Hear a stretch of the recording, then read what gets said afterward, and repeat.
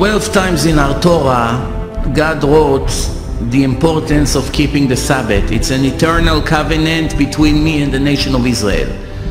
For those of us who make Kiddush on Friday night and on Shabbos morning, we say a few words, but not always we pay attention to what we say. We say, ושמרו בני ישראל את השבת. The nation of Israel observed the Sabbath. לעשות את השבת לדורותם ברית עולם. To make the Sabbath for generations an eternal covenant. ביני ובין בני ישראל, between me and the nation of Israel, אות היא לעולם. It's a sign for eternity. To know that I, God, created the world in 6 days and in the 7th day I rested. The Torah says it 12 times in different places, more than anything else besides loving the converts. Every other topic is not mentioned so many times. The reward for the Sabbath is tremendous. The punishment is impossible to understand. How can it be so bad? Even worse than someone who committed a murder, which indicates that to the creator of the world, the covenant of the Sabbath is even more important than anything else, include you should not kill. This is a covenant, not that many mitzvot the word covenant was used for. This is the foundation of Judaism. According to the law, if a Jew does not keep the law of the Sabbath, he cuts himself out of Judaism. Many Jews, of course, don't know it. How important is the Sabbath? Because we grew up in a generation with environment that everyone basically drives and violates Shabbat, and it became a normal things to do.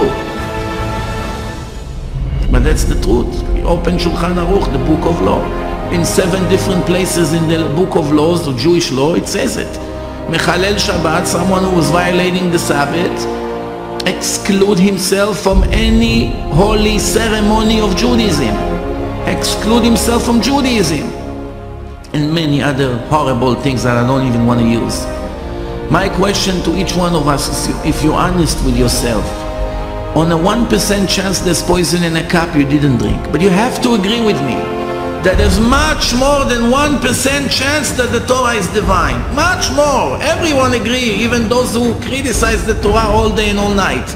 1% chance, for sure you have. Why do you drive on the Sabbath? Why do you light the cigarettes? Why do you turn electric? Why you do all the things that the Torah says you cannot do on the Sabbath? Because you don't even have 1% knowledge or belief in the Torah. Nothing. There's no other way to explain it. Knowing if there's 20 or 30 or 50 or 90%, like most people say, 99% faith, knowing that God forbid you exclude yourself for the life of eternity, the damage is tremendous, and you're still doing it for what? To go to the mall, to buy something, to drive to the game. The same day that God gave us the Torah 3,320 years ago until this moment, and until the end of this creation, the rule will never change, the truth will never change. God is the same God, the Torah is the same Torah, the obligation is the same obligation. We should know that according to the Jewish book of law, the Shulchan Aruch, which conclude the entire written oral Torah process of 3,000 years, it was written 500 years ago, and that's what it says in 7 different chapters and places there in the book of law. It says that a Jew that chose to violate the Sabbath and not keep it, exclude himself completely from Judaism. Since God made a covenant between him and the nation of Israel, the Torah says, you are my children, I chose you from all the nation to be mine. You cannot marry the Gentiles, you cannot behave like them, you cannot use their names. Many you should not. And how did I make you holy? Starting with this covenant of the Shabbat.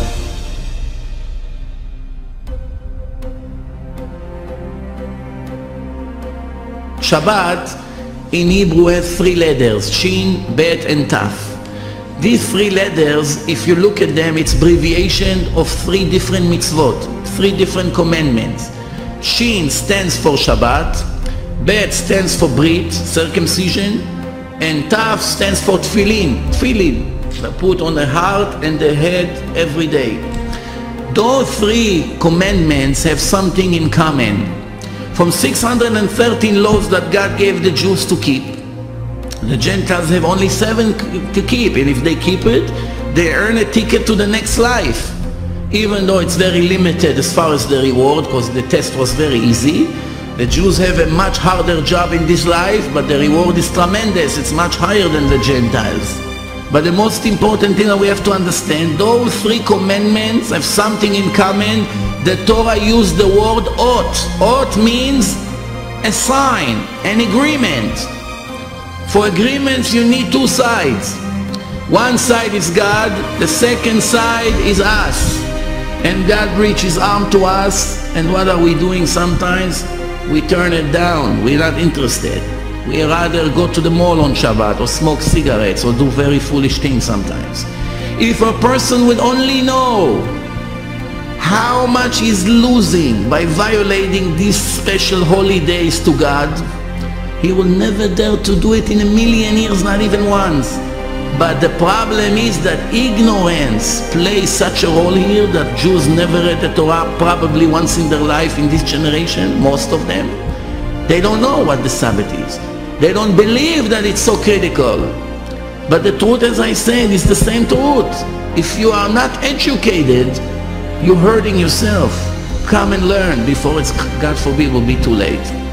So those 3 commandments, the Sabbath, the circumcision, and the tefillin that we tie on our heart and head every day, those are the 3 covenants. And a Jew, in order for him to belong to the Jewish nation, the nation of God, the nation of the book, needs every day to have 2 covenants applied to him, which means every day during the week we have the circumcision, plus we put the tefillin on the hand and the head.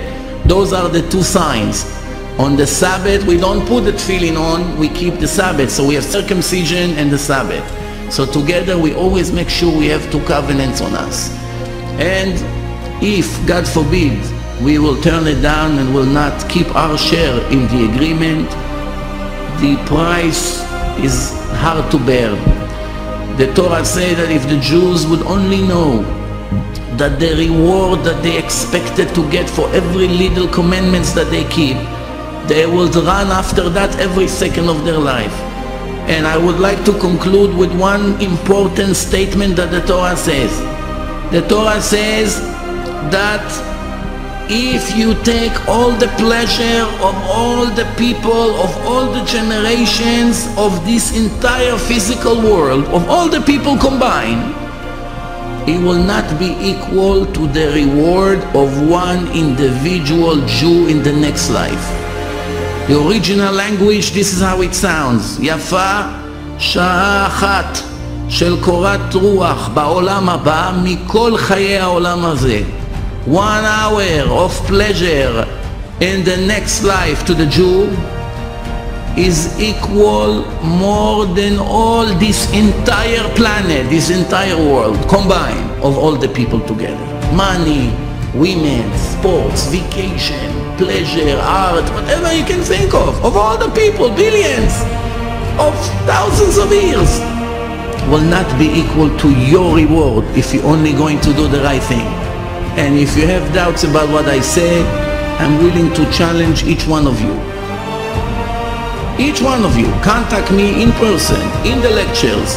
Go into my website and check if it's possible to prove or not. Nobody could write such a book besides the creator of the world.